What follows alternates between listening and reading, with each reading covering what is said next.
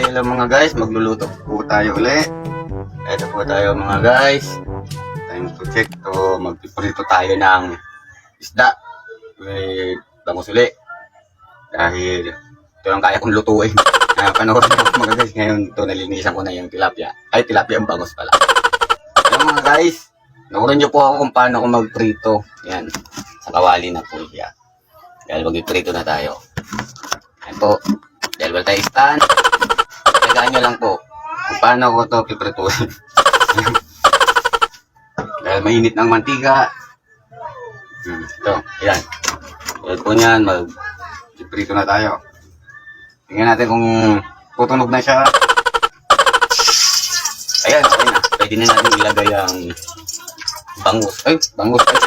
Laglag yung matlin. Ito na po nga mga guys. Piprito tayo ng mga buntot muna. Dahil tumatalsik ka. Ayan.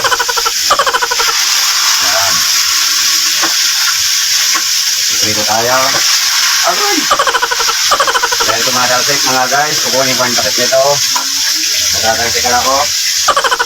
Ayan kasi mga guys. Dito na tayo mga guys. Ayan. Dito tayo ng tilapia. Ayan. Anak pa natin. Dahil tumatalsik. Eh sila yung putis ko. Putis lang ang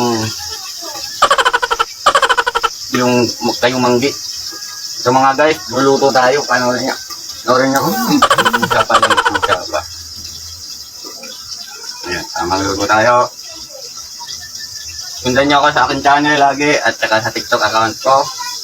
Nahirapan akong magsalita.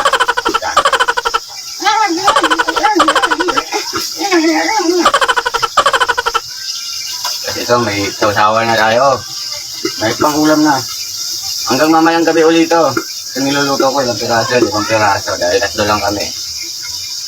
Tag-isa kami ngayon sa umaga, ng tanghali, sa hapon, tag-isa na naman.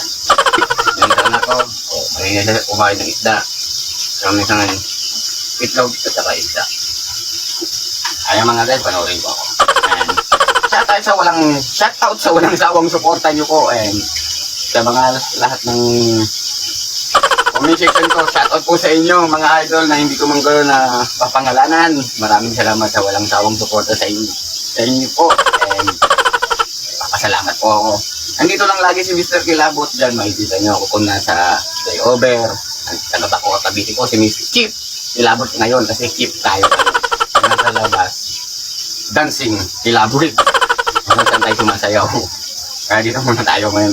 Ang content ko ngayon, tamang luto muna.